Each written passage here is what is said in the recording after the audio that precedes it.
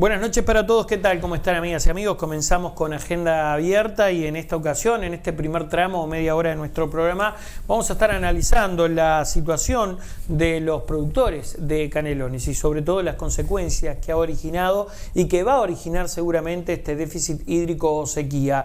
Y lo vamos a hacer junto a una de las máximas autoridades en materia granjera de nuestro país, que es Nicolás Chiesa. Chiesa, gracias por estar aquí. Antes que nada, buenas noches y bienvenido. ¿Cómo está? Un gusto acompañándote.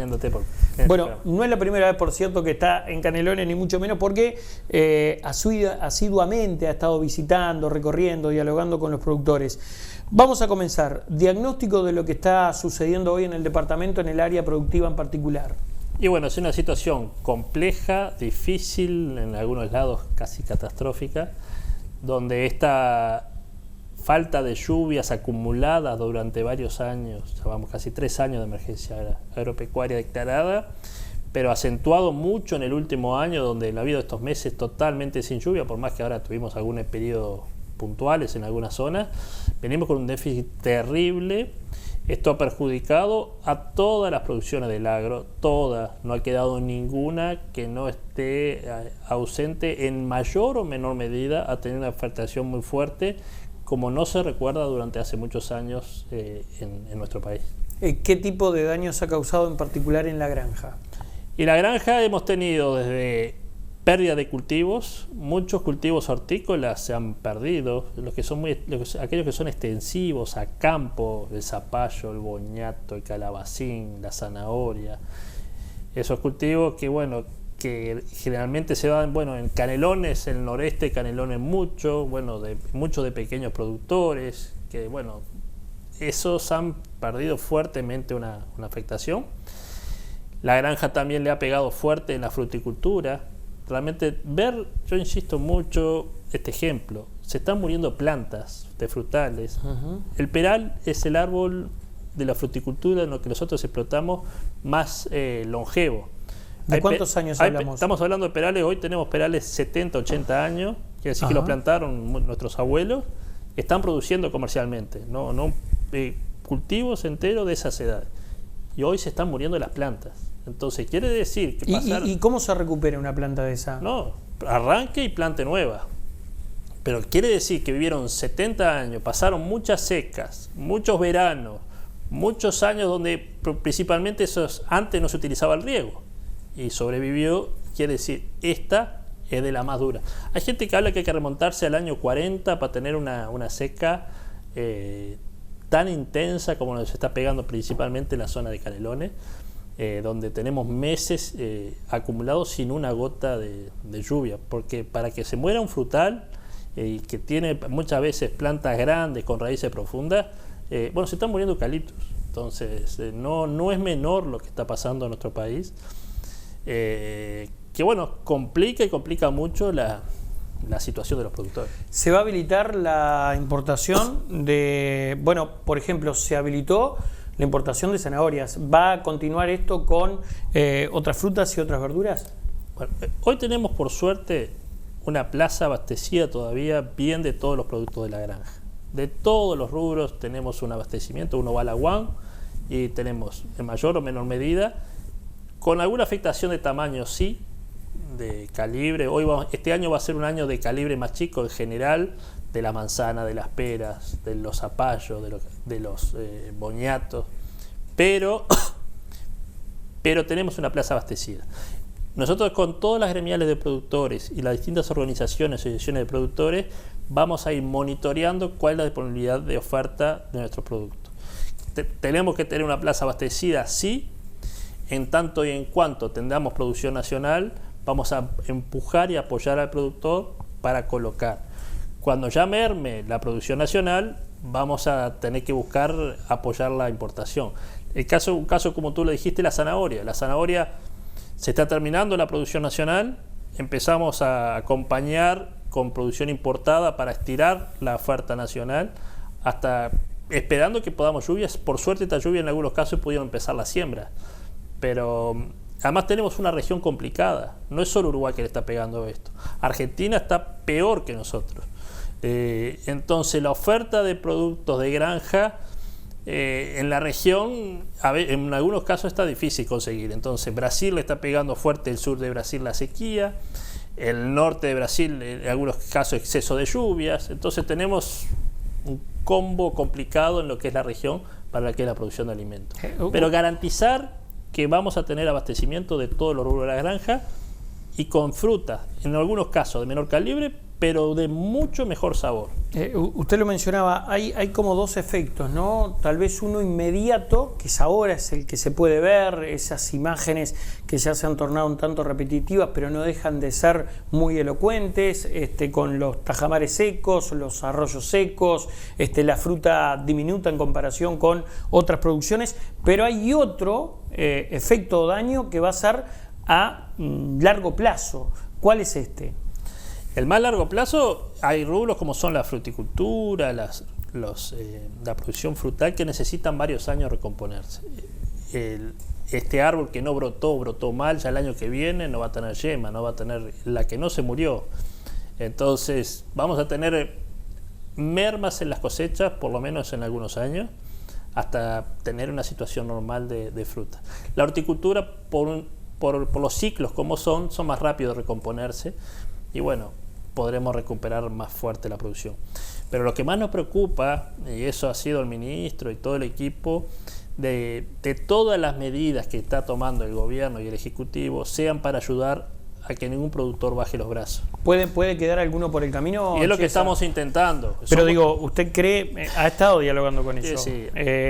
¿Hay alguno que tiene ganas de, como se dice popularmente, tirar la toalla o bajar la cortina? Bueno, en eso estamos, porque es haber perdido todo el trabajo del año, endeudándote y tener que arrancar de nuevo. Hay mucha gente de edad avanzada que dice, ya está, ya cumplí. Pero lo que el gran sacrificio, que perder un granjero como perder un tambero, no lo recuperás, porque más fácil es un ganadero, un agricultor, que teniendo capital o arrienda un campo, compra ganado, es más fácil ingresar de vuelta al negocio. Un granjero y un lechero no. Entonces perder una cuenca lechera, perder productores granjeros que necesitan que mucha gente lo hace con conocimiento que se transmite de la familia, de la forma de producir durante muchos años. Eso es lo que queremos ayudar y apuntalar para que eso no pase. Se ha solicitado por parte de los productores en general, ¿no? Cuestiones vinculadas con, bueno, ni que hablar lo económico, pero hay algo que es la energía eléctrica. Y ellos hacen especial énfasis en eso. ¿Por qué? Y bueno, son todos los costos. Y por cierto, Chiesa, porque esto, y además se puede hacer algo al respecto, se le puede buscar una tarifa en particular, bueno, trabajar en esa área en particular desde el punto de vista económico. Y bueno, en cuanto a la granja, que es una gran demandante de energía y que realmente está más rezagada en ser escuchada en algunos ámbitos, esto ha generado una empatía con el sector para generar cambios que perduren en el tiempo, para mejorar las ayudas al productor. Una de las que tú decís, la energía eléctrica. Haber sido recibido el directorio de UTE, todos los directores creo que han recibido a todas las gremiales de la granja, que han ido a veces por separado, directores que han venido a recorrer la zona granjera, a ver qué necesidad, y eso históricamente no pasaba. Y el otro día tuvimos una reunión con el ministro y todo el directorio de UTE. Estamos generando unas políticas diferenciales para la granja. Nos pidieron unos tiempos, los técnicos están trabajando y vamos a tener noticias para dejar cosas fijas hacia adelante en la estructura. ¿En qué consiste esa política diferencial? ¿Cuál es la idea? Le pido un adelanto. A ver, hay temas que van a quedar ahora que, por ejemplo, la conservación de frutas y verduras se utilizan en cámaras frigoríficas. Hoy va a salir para todos los productores que tengan cámara frigorífica el mismo beneficio que tienen los regantes. Un descuento de un 20% de toda la factura durante todos los meses de mayor consumo de energía. Y después son adecuaciones tarifarias. Cuando, por ejemplo, uno tiene potencia de 40 kilowatts y se tiene que pasar a mediano consumidor, ya se le hace inviable por el tema de cómo se le encarece más. Entonces que haya tema más gradual. Entonces, lo están trabajando los técnicos, en definitiva, para que la energía eléctrica pese menos en la ecuación, que ya se viene haciendo con toda la diferencial con el riego tiene un descuento muy importante, también de un 15%, también se le saca a los mayores regantes todo el tema de hora punta, entonces tiene casi un 20%, 25% de descuento la energía eléctrica para riego, para estimular, prevenir esta situación de que que el productor siga invirtiendo en obras de agua, que es lo único que le da estabilidad en la producción. ¿Esta medida de la Cámara Frigorífica es la primera vez que se toma? Sí. ¿Había posibilidad, Chesa, porque por allí la oposición cuestiona de que esto no se previó adecuadamente, de que se venía de 3 años consecutivos de sequía, que todo parecía indicar que este cuarto, y así ocurrió, iba a ser más agudo y que no se tomaron las medidas necesarias? ¿Qué opina usted ante esa denuncia o, digamos, acusación de la oposición, Chesa? Y bueno, es el discurso fácil, el discurso de decir, yo podría decir lo mismo, hubo 15 años de gobierno y no se preparó la producción para esta situación. Y yo aquí entiendo que no, que aquí lo que tenemos que ver, una situación que nadie previó, ni los productores. La granja es de lo que más ha invertido en riego. Si uno mira el resto de los sectores del agro, la granja hoy, porque el productor entendió que necesita el riego, pero no hubo reserva de agua que aguantara esta situación de meses enteros sin llover. Entonces, yo entiendo, la política es la política, y criticar del otro lado es buscar el agua para mi molino, pero bueno, el gobierno está tomando medidas como nunca se tomaron, ni en los peores momentos de sequía se han tomado las medidas que ya se tomaron, ya van más de 30 y pico, se van a seguir tomando más, y cada vez medidas más específicas para cada sector del agro. No es lo mismo lo que precisa un tambero que lo que precisa un fruticultor, con lo que precisa un horticultor del norte del país, con lo que precisa uno del sur. Entonces, el Ejecutivo todo está abocado a tomar medidas más específicas. Bueno, ese no es lo mismo, tiene que ver también con la cantidad de litros diarios que se utilizan, ¿no? Uno, por así que no está claramente en el asunto, se sorprendía cuando hablaban de la cantidad de litros que ingiere una cabeza de ganado nada más por día, ¿no? Exacto. Primero es acá cambió mucho la percepción de Uruguay cuando OCE dijo, guarda, restringamos, cuidemos el agua para el consumo humano.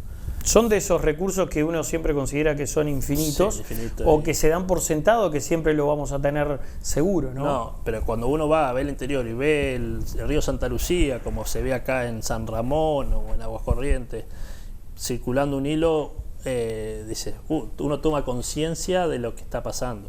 Entonces, cuando tomar conciencia del agua del consumo humano y después el agua del consumo animal, que son las dos prioridades que todas las intendencias han querido apoyar, porque realmente hay productores que la pasaron mal, lo están pasando mal, por no tener acceso al agua para el consumo de los animales.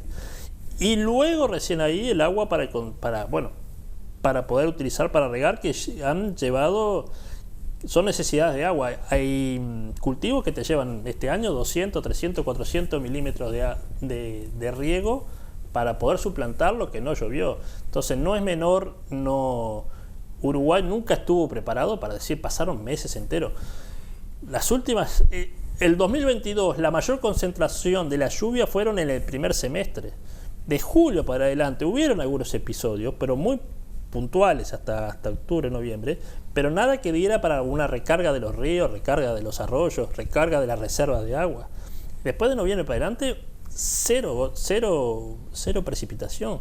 Entonces no hay cultivo que resistiera tamaño y no hay equipo de riego, inversión que hubiera previsto. Por eso, esto es un llamado de atención, hay que trabajar en soluciones más estructurales para el riego. ¿Cuáles son? Cada zona tiene su problemática. Construcción de pozos. Canelones es difícil, la construcción de pozos no tiene los acuíferos que tiene San José, que tiene hasta mismo en el norte del país, que habla de Salto. Pero bueno, entonces, aumentar reservas de agua. El ministro hablaba, por ejemplo, aprovechar el proyecto Neptuno, a ver si se puede pensar de traer agua para algunas cuencas.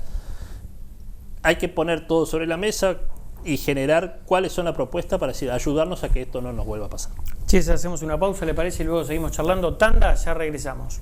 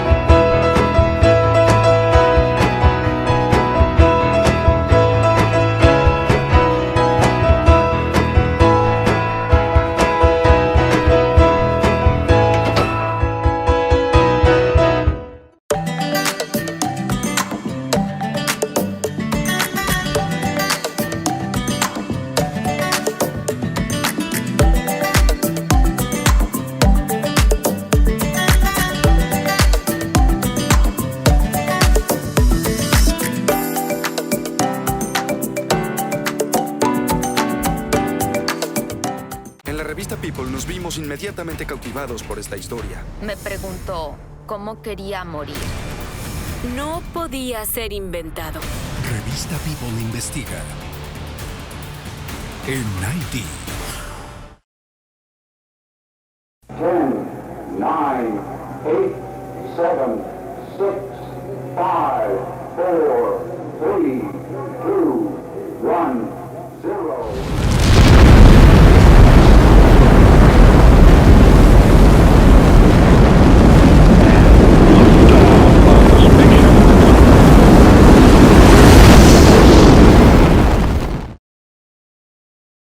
This is the biggest day of my life! This kid just stole something from the worst villains in the world! Time to strike! Now I will be a super villain!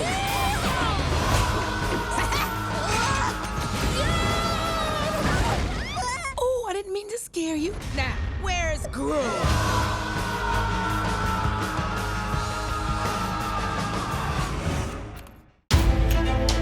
We wanted to do something together. This is not about getting back at Dad, but if it hurts him, it doesn't bother me. It's a tightrope walk on a straight razor. 500-foot reputational drop.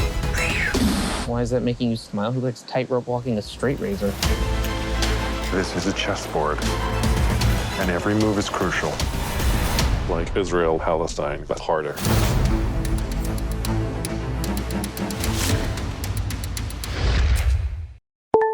¿Ya entraste a la nueva web de Telespectáculo? Está genial, con las últimas novedades de estrenos y series, con información útil para todos los abonados, con noticias locales y una oficina virtual para cargar paquetes y evacuar tus dudas. Telespectáculo.com.uy, nuestra televisión cada vez más cerca.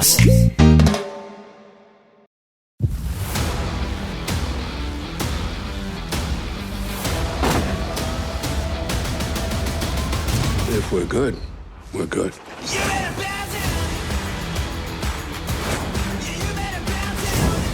Everyone deserves a defense.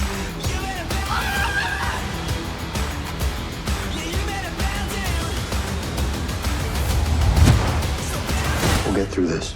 I know.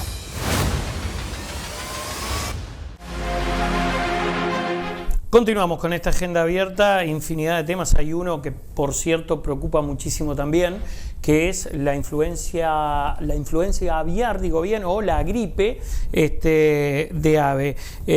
Bueno, Canelones concentra prácticamente el mayor porcentaje de productores de pollo, justamente. Esto es una amenaza tremenda. Hace algunos días atrás tenía posibilidad de charlar con Estrasarino, José Luis Estrasarino, presidente de la agrupación de fasoneros, y decía, la verdad, si nos llegas a pasar esto a nosotros, la vamos a pasar muy mal. ¿Qué mirada tiene sobre el tema, Chiesa? La pregunta, ¿se puede prevenir que no llegue esta gripe a la producción? Bueno, es una gripe, es un virus. Los virus se transmiten en contactos entre los animales, en contacto con las comidas. Es una gripe que ya se ha esparcido por todo el mundo, ya venía bajando por toda América, ya países de la región, para nosotros esto era como el COVID, era cuestión de tiempo que iba a llegar a Uruguay. Porque ¿En algún momento tú, Uruguay? No, es la primera vez que tenemos la detección. ¿En la historia productiva? Sí. Bueno, ya te digo, empezó a bajar, entró por Estados Unidos, recorriendo todos los países de América, afectando en algunos en mayor o menor medida, en algunas zonas de Estados Unidos haciendo estragos, porque ahí sí ingresó al circuito comercial, en otras no, se han podido cuidar. Lo mismo pasa en algunos países de Sudamérica. Bueno, es una gripe que afecta a las aves, que la transmite principalmente cómo se dispersa a través del mundo por las aves migratorias. Y así que era cuestión de tiempo y un trabajo conjunto de organismos del Estado, Ministerio de Ambiente a través de Fauna y sus equipos, Ministerio de Ganadería a través de la Dirección de Servicios Ganaderos, ya estaban previendo, tomando las medidas para que si esto ocurría. Las semanas atrás se detectó por primera vez en Uruguay, en un cisne de cuello negro aquí en la Laguna Garzón, mortandad de aves por esta son aves autóctonas, no son aves migratorias, quiere decir que alguna ave migratoria ya los trajo, los contagió. Y bueno, es difícil de pensar que esto va a quedar suscripto a esa laguna. O sea, ya tenemos el virus acá. Exacto. Es un hecho. Las aves lo van a dispersar en lo que es el país, porque además ya estaba en Brasil, ya estaba en Argentina, estaba en Chile, llegó a Uruguay. Acá la medida que se ha venido tomando y ya previendo que esto iba a pasar y concientizando mucho a los productores, son las medidas de prevención para que no ingrese al circuito comercial. Primero, cuidar, antes que eso además, las aves traspatio. Eso estamos generando mucha información a los productores. ¿Qué califica como ave traspatio? Yo soy un productor y tengo 10 gallinas para producir huevos para mi consumo familiar. Sí. Y generalmente las tengo sueltas en el fondo de mi casa. Y ese es el gran riesgo de que tenga una afectación, porque están sueltas, están en contacto con aves silvestres. La comida que yo le doy también puede estar en contacto, entonces eso es un foco. Entonces, generar conciencia en todos los ciudadanos, quien tenga aves traspatio las encierre, las cuide, y que el alimento no esté en contacto con otros pájaros, con otras aves. Y después, lo mismo, todas las medidas de bioseguridad que evite el ingreso del virus a las galpones, tanto de ponedora de huevos como a las galpones que se trabaja a fazón para el engorde de carne aviar. ¿Cuáles? Todas, desde malla antipájaro, desinfección de los trabajadores, el cuidado del manejo de la comida. Hay una batería de medidas que ha hecho todos los técnicos del ministerio conjuntamente con el sector privado para cuidar. Hay países que lo vienen haciendo, tienen el virus en las aves autóctonas y no en el sistema comercial. Si los productores hacemos las cosas bien y aplicamos las medidas, no deberíamos tener problemas. Esto afecta a los mercados, lo primero el abasto interno, ¿no? Porque también la gente automáticamente puede decir, bueno, yo no voy a comer más pollo, yo no voy a consumir más huevo. Digo, es un hecho, puede pasar. ¿Ustedes están monitoreando eso? No, primero, no tiene nada que ver con el consumo humano, no hay forma de que la carne transmita este virus a las personas, ni el huevo, ni nada. Entonces, primero descartemos, es sano y no es peligroso para nada el consumo de cualquiera de estos productos de origen aviar. Y después el mercado hacia afuera, o sea, ¿qué pasa con los países? No es cuarentenario. Lo comparamos con lactosa, ¿no? No es lactosa. Es un muy claro ejemplo. Lactosa, cuando entró a Uruguay, cerró mercado. Esto no, porque esto es una gripe que afecta a las aves vivas. No tiene nada que ver con la exportación de carne o de un producto del huevo. Entonces no afecta a ningún mercado. Sí, un perjuicio enorme al productor, porque el productor de huevos se le muere una parte de las aves que quedan sanas sufren una fiebre tremenda y dejan de poner o baja muchísimo la postura, no hay cura, entonces no es que una vacuna, entonces hay que sacrificar las aves. Una ave de postura lleva muchos meses para que vuelva a poner huevo desde que tenga un pollito a que esté activa. Entonces hay que hacer un proceso de desinfección. Para muchos productores, si te ingresa, es un golpe muy duro. Por eso estamos queriendo ayudar. Y donde tenemos que trabajar más, y a los que más nos preocupa, que falta todavía ayudarlos, son los productores de huevos. en todo el país hay productores rurales que tienen galpones que muchas veces no están en las mejores condiciones de bioseguridad. ¿Por qué? Porque bueno, es una tradición de que habían galpones, de que tenían a veces 10, 15.000, 20.000 gallinas y producían huevos hasta a veces para ciudades departamentales, cerca de la región. Y siempre se ha postergado tomar estas medidas, que hay otros productores que ya lo vienen haciendo. Y bueno, eso es lo que queremos llegar. Cuidando las aves, cuida la actividad comercial del productor.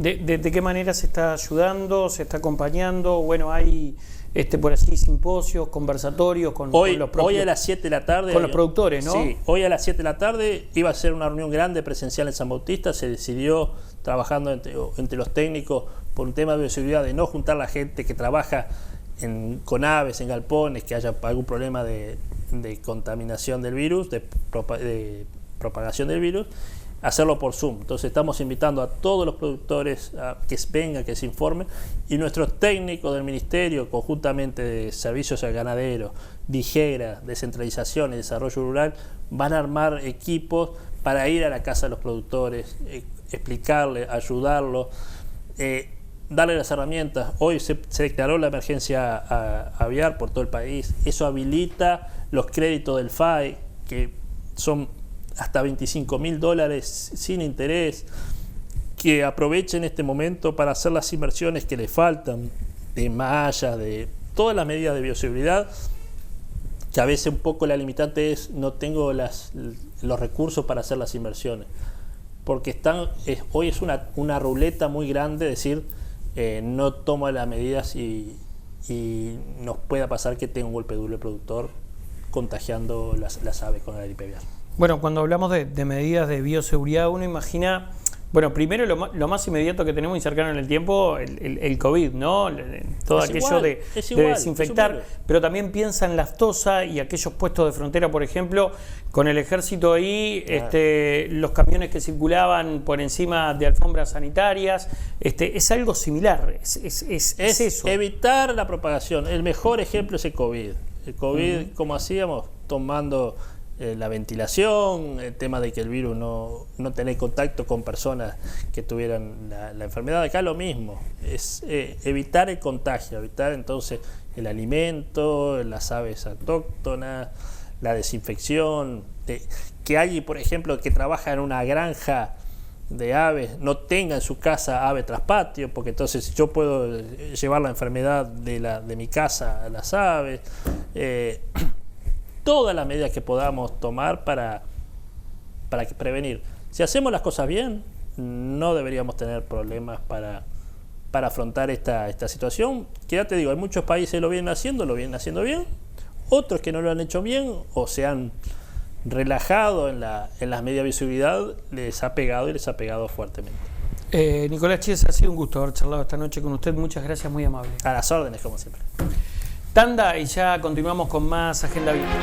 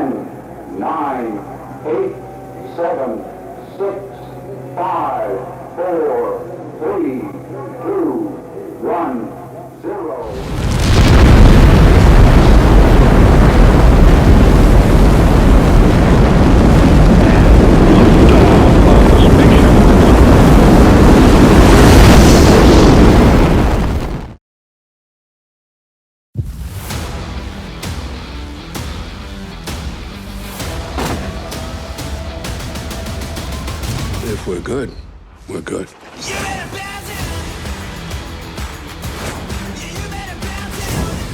Everyone deserves a defense.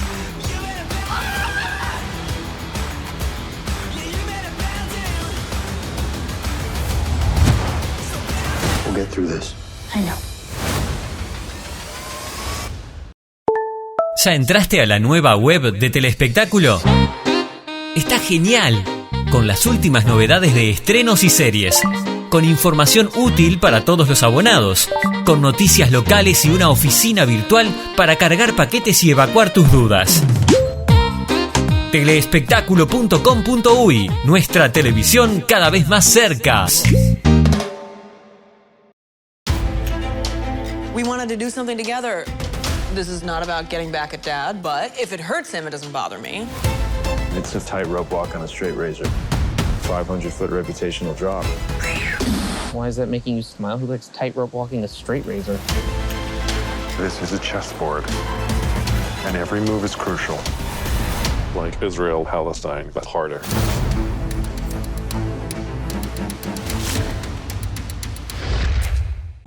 Va a ser todo un desafío sobrevivir aquí. Somos tan fuertes como los hombres. Desnúdate.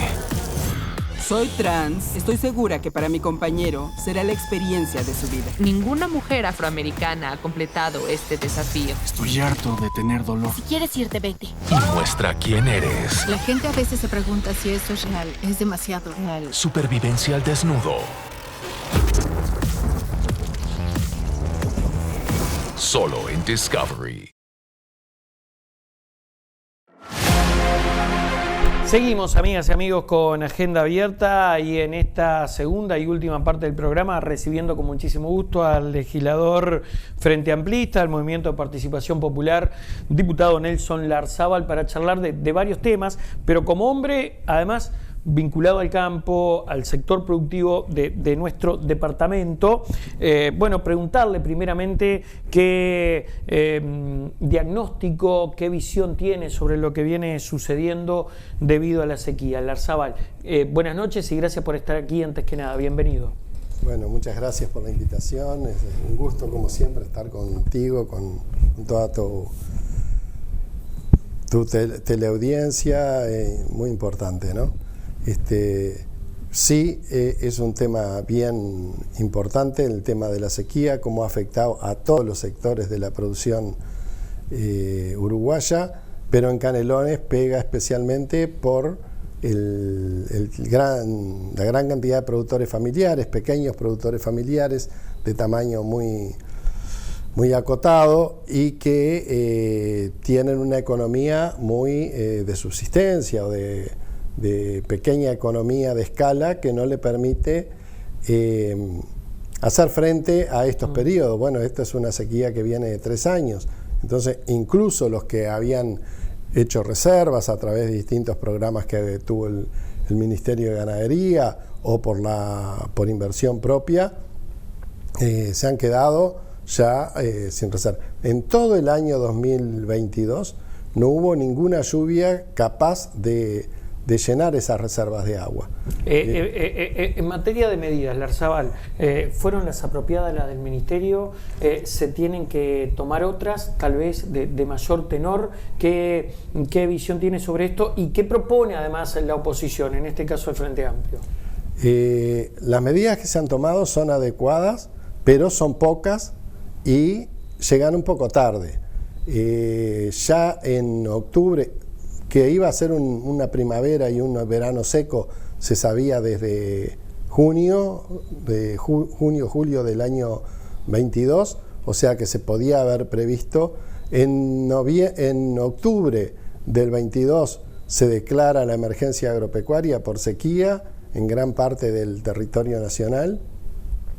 Recién a mediados de enero empiezan a salir los créditos, que fue la única medida que se tomó, para aquellos productores que habían hecho las solicitudes en octubre o principios de noviembre y bueno, o sea, los productores no pudieron, el que necesitó de esos créditos no pudo prever de comprar forraje o de sembrar o de Las siembras, se perdieron las siembras de primavera, que son las que generalmente se hacen las reservas para el invierno después, o mismo para el propio verano, y eso ha hecho que hemos tenido que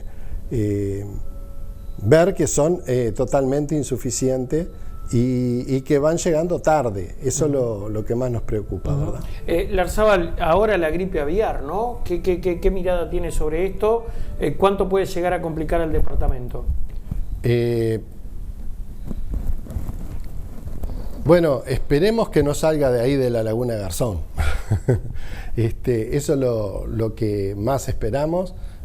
El Ministerio ha tomado algunas precauciones, ya las había tomado por allá por octubre, noviembre, se habían dado charlas y se había preparado los equipos técnicos por cualquier acontecimiento de este tipo. Yo creo que no va a afectar, y espero que no afecte, y bueno, por lo que me han dicho, todavía había pocos kits de hacer análisis. Estos días pasados hubo algunas denuncias por animales muertos en galpones que iban y hacían análisis, afortunadamente dio negativo. Claro, porque además, según nos decían aquellos que entienden en la materia, pueden morir en estas épocas animales por golpes de calor, y no necesariamente por influenza o por gripe aviar. Pero claro, yo creo que aquí hay algo fundamental, traspolando esto similar al COVID-19. Lo que se necesita inmediatamente es el diagnóstico, ¿no? Sí. Y tiene que haber premura en eso. Sí, el diagnóstico y la aislación. Los equipos del Ministerio, por lo que nos ha informado el Ministro, están preparados y están haciendo, cuando hay denuncias de productores o con sospechas, en poco rato, en poco tiempo, están ahí en el lugar y haciendo los análisis, y hay buena respuesta. Eso puede causar estragos en Canelones, que tiene localidades que prácticamente se dedican enteramente a eso. Hoy por hoy el estrago lo está causando la liberación de permisos de importación para pollo trozado de Brasil, en la cadena avícola. ¿No se revió eso ya por parte del gobierno? Sí, se revió. ¿No se topió? ¿No se colocó un tope? No está definido, pero la cosa es que en esos meses que se iba a tomar alguna medida, los importadores importaron muchos miles de kilos, y lo tienen en cámara y lo van soltando. Toda esa propaganda callejera que anda ofertando pechuga barata. Lo que usted dice es que el daño ya está hecho.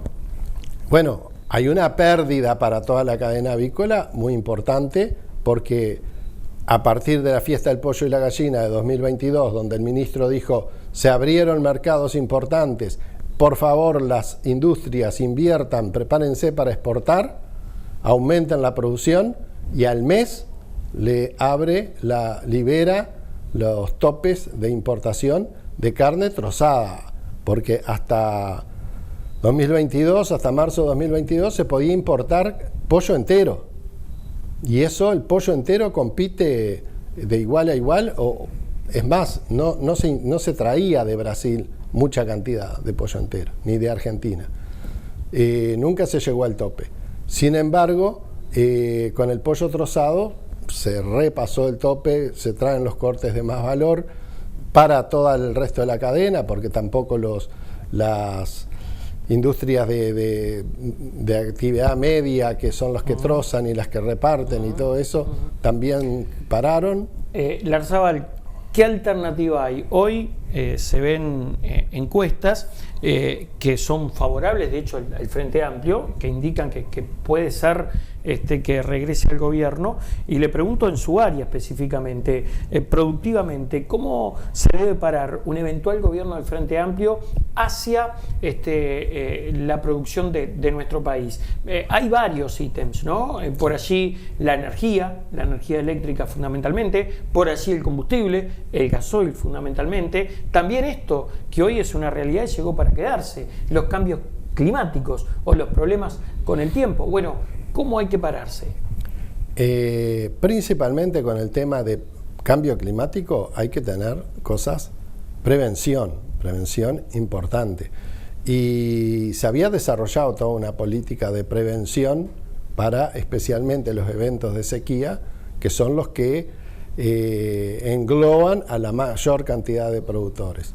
Y bueno, esas políticas de prevención se dejaron de lado por este gobierno, no se quiso invertir en eso, y eso no hubiera solucionado el problema de todo el país ni de todos los productores, pero sí habría más de 2.000 productores que hoy tendrían una solución o tendrían agua para seguir produciendo, para no estar esperando al camión de la Intendencia o el camión de la OCE que les lleve agua hasta para tomar, ¿no? ¿Y la matriz productiva, el combustible y la energía eléctrica?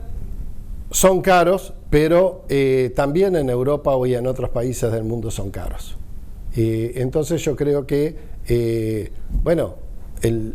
se intentó con la energía eléctrica, hubo un avance muy importante en la generación de energía alternativa y no solo con combustible, para no depender del combustible, y en la parte del combustible se apuntó mucho al biocombustible, que también se ha dejado de lado, se cambiaron las leyes, se introduce menos combustible, y a los 15 días de que se exportó el combustible sobrante a un precio, yo diría que es ridículo, se dispararon los precios del petróleo a nivel internacional. Nelson Larzábal, hacemos una pausa, ¿le parece? Y luego seguimos charlando. Tanda, ya continuamos.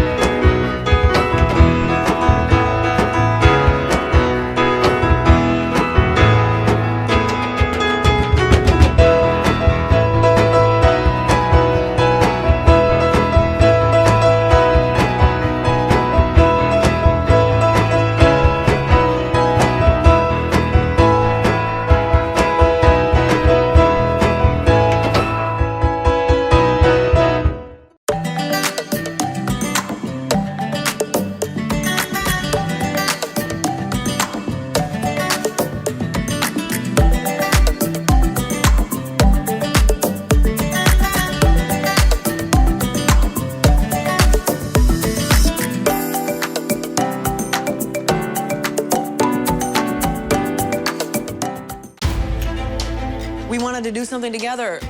This is not about getting back at Dad, but if it hurts him, it doesn't bother me. It's a tightrope walk on a straight razor. 500-foot reputational drop. Why is that making you smile? He likes tightrope walking a straight razor. This is a chessboard, and every move is crucial. Like Israel, Palestine, but harder.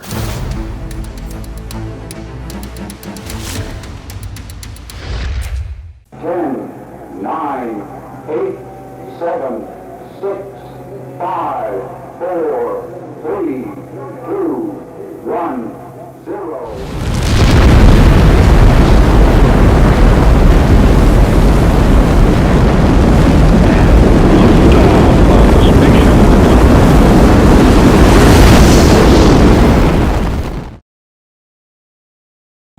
Va a ser todo un desafío sobrevivir aquí. Somos tan fuertes como los hombres. Desnúdate. Soy trans. Estoy segura que para mi compañero será la experiencia de su vida. Ninguna mujer afroamericana ha completado este desafío. Estoy harto de tener dolor. Si quieres irte, vete. Y muestra quién eres. La gente a veces se pregunta si esto es real. Es demasiado real. Supervivencia al desnudo.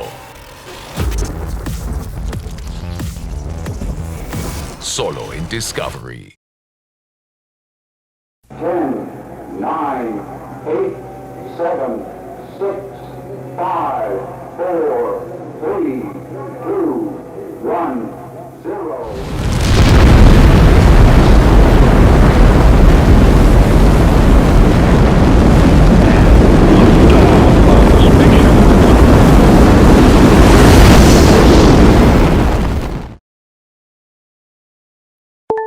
¿Ya entraste a la nueva web de Telespectáculo? Está genial, con las últimas novedades de estrenos y series, con información útil para todos los abonados, con noticias locales y una oficina virtual para cargar paquetes y evacuar tus dudas.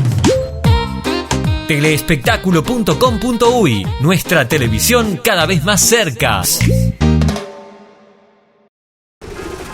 ¿Y si mañana despierto y mi piel está lisa? De menor a mayor, Emma siempre tiene una respuesta. Porque de la A a la Z no hay diagnóstico que se le escape. He trabajado en dermatología por... Voy a revelar cuántos años tengo. Y del 1 al 10... Ha afectado mucho mi confianza. Sus vidas cambiarán un 100. El momento de la verdad. Clínica de la Piel.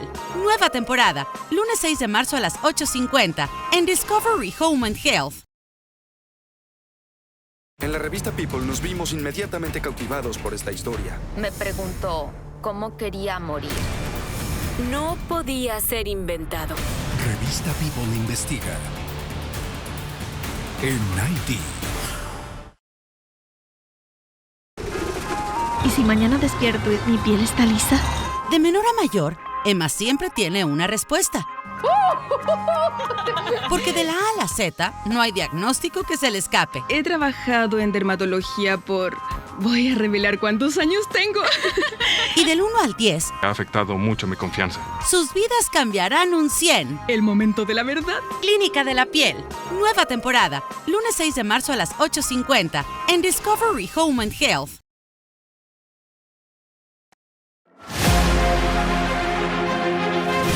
Último segmento de esta agenda abierta, Larzábal, y bueno, vamos a hablar de política. Estamos en vísperas de un nuevo año en materia de gobierno de la coalición, con importantes anuncios, ¿no? Recién hablábamos en el tramo anterior sobre el tema del combustible, desciende 2 pesos el gasoil, en una etapa de zafra rosera, por ejemplo, pero además hay anuncios vinculados al IRPF y al IAS. ¿Qué mirada tiene usted sobre estos importantes anuncios que brinda el presidente de la República? Bueno, muy importante realmente que por primera vez rebajen el gasoil, ¿no? Que venía siempre quedando estable, se rebajaba la nafta y no se había rebajado el gasoil. Creo que es importante que se dé ese paso. Estaba calculado el precio del gasoil con un dólar a 44, 45 pesos. Y bueno, el dólar está a 38, entonces es lógico, sin perder absolutamente ni un peso ANCAP y seguir ganando, que el petróleo que se importa en dólares se refleje en el precio del combustible. ¿Y sobre el IRPF y el IAS? Me parecen excelentes medidas, creo que, pero hay que decir también que tanto el IRPF como el IAS habían aumentado en este gobierno y no sé si lo que va a rebajar cubre lo que aumentaron, porque se cambió la base de cálculo y entonces mucha gente que no pagaba empezó a pagar y mucha gente que quedó dentro de las distintas franjas o se pasó de franja porque le cambiaron la base de cálculo.